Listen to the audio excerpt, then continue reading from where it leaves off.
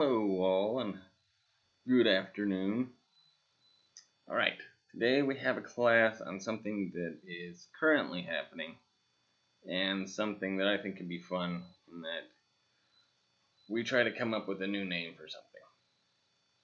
Okay, so I'm going to use a term that isn't a very popular term. Well, it is, but we're going through a season right now where we're supposed to be getting into fall weather because it is technically autumn or the fall. And I just thought of a name. But it's a term that a lot of people are looking for a new term instead of calling it this, but a lot of people call it Indian summer.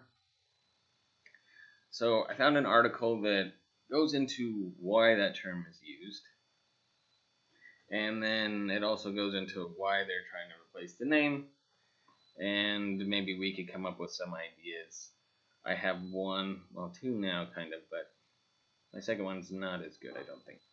But I'll let you know at the end what my idea is, and please let me know what your ideas are as well. I mean, a lot of people just call it the dog days, but that's just a specific day.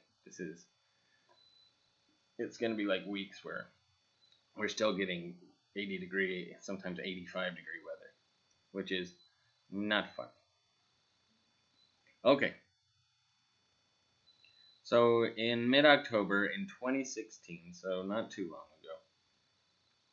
ago, the trees might have been near peak fall foliage, so nice, and everything turning like brown and orange and all those beautiful colors. This is my favorite season, by the way. But the temperatures are not dropping.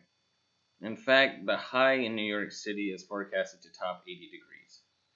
In North America, since at least the early 1800s, people have called these autumn spells of warm days and hazy skies Indian summer.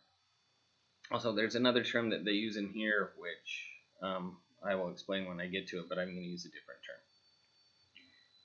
term. Think about that phrase just a little bit, and there are a few questions that come up. First, why do we call this Indian summer? Second, should we? And if not, what else should we call it? So, we're going to figure this out. So, the undisputed authority on Indian summer is Albert Matthews, a Bostonian, he's from Boston, who spent 12 years in the late 19th century gathering together dozens of the earliest uses of the phrase. He searched through texts about American weather and climate going back to the 1600s.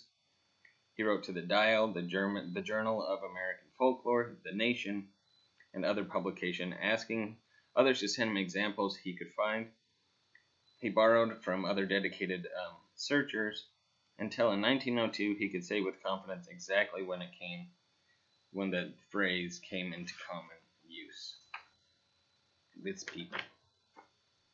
Okay, so the earliest use of the term that Matthews found was in the 1790s. Research for the Dictionary of American English later discovered an earlier example in letters from an American farmer. The French immigrant J.H. St. John de Croisier, who farmed in the Hudson Valley, wrote that in the fall, the severe frost is often preceded by a short interval of smoke and mildness called the Indian summer. So that was in the 1790s. But the phrase didn't become popular till at least the 1810s. Many writers previous to 1800 neither employed the term nor recognized the season. So it wasn't, people knew it existed, but people didn't know what to call it, and people just said, it's just hot, apparently. Matthews wrote in his extensive study, that's what he wrote in it. But by 1798, the term spread to New England and to New York City, to Canada by 1821, and to England by 1830. So there's a progression there, It starts out in New England, then goes to New York. So New England is kind of Boston. That's why they call them the New England Patriots. But then to New York, to Canada, and then to England. Which, it makes sense as a progression, doesn't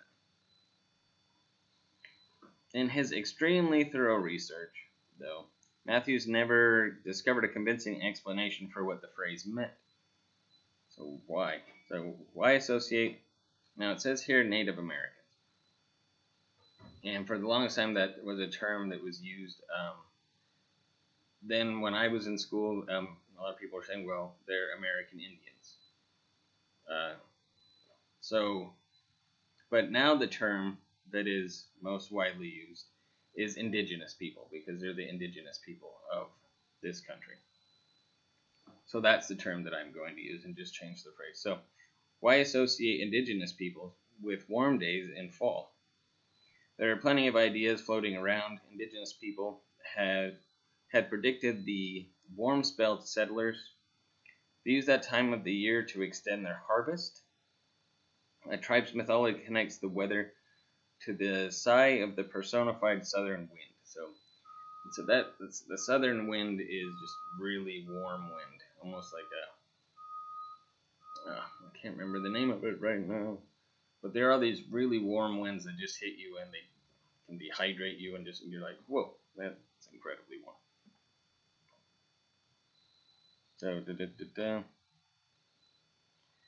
So Indian summer may have had a tinge, just a little bit, of colonial nostalgia to it too.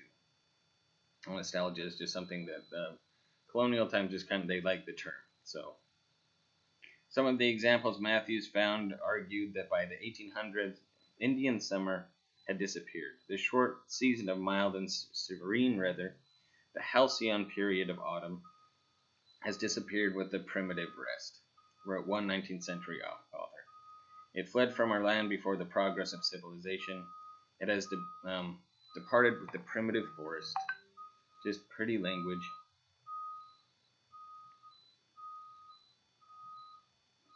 Okay, sorry, I just got a message on my computer.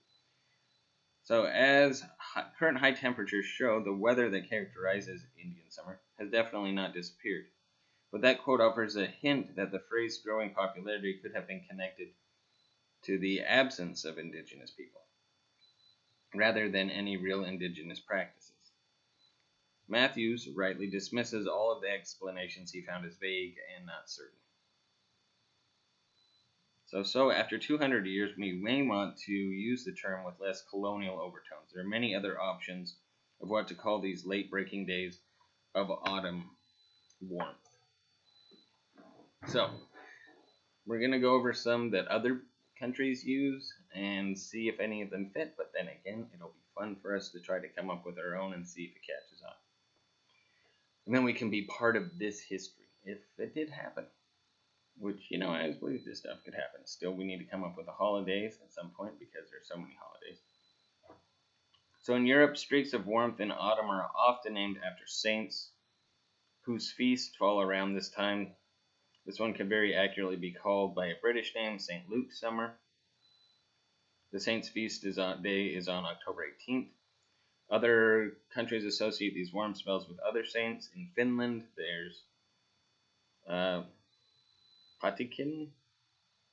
I'm going to butcher it, so I'm not going to say it. St. Bartholomew, which is their name that they eventually got. In Spain, there's San Miguel.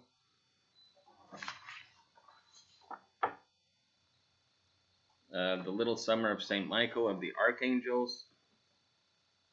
San Miguel, San Rafael, and San Gabriel. Early in October, Bridget of Sweden has her feast day, and the Swedes call warm summer's Britsommar. In France, there's also the Tate. Okay, never mind. I'm not going to say it. I don't know. La Saint de Denis. And in Britain and other countries, All Saints or All Halloween summer if it falls around November 1st. That would be a really late warm season. In many European countries, a November warm spell is called St. Martin's Summer.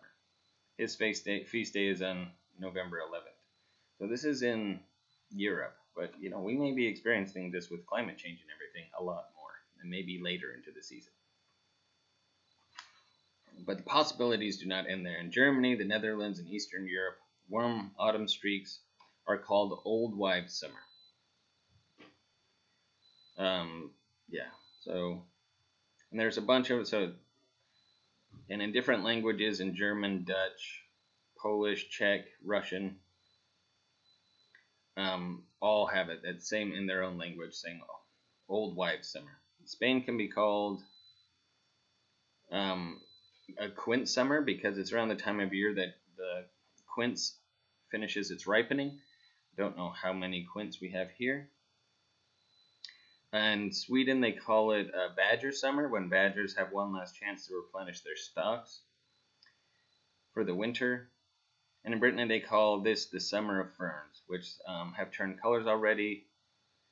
And in Dutch, the kraanzomer, or a crane summer.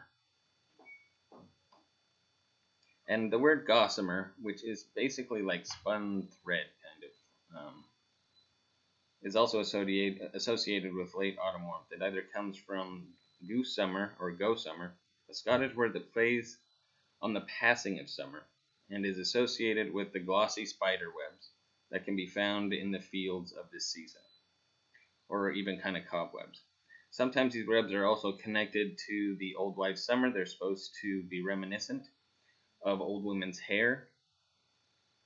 So, so glossy spider webs. I don't think it's the nicest to go with labeling people old or anything like that. In Turkey, they call this time of year Pastirma summer because the mild weather of early November is perfect for making the cured salted meat called, pastrami, basically. Or there are simpler options. Um, Basically, in Latvians and the Dutch also use nazomer, which just means late summer. In English, before Indian summer came into vogue, sometimes we called this second summer. So there's also a strong case to be made for badger summer, pastrami summer, or quince summer as an alternate name for Indian summer. But perhaps simple is best. So enjoy these second summer days before the frost of fall really sets in. I want the frost to fall.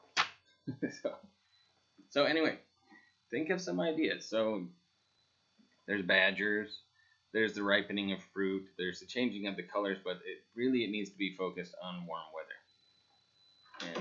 And sorry, I have to pause it for a moment.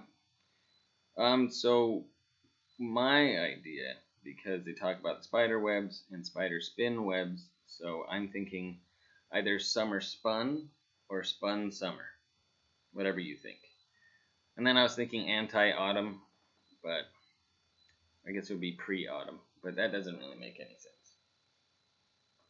Or I don't know if I came up with a word like that was like warm autumn or something like that, or pre-autumn warmth. I don't know. See, that's too long. But summer spun summer is what I came up with.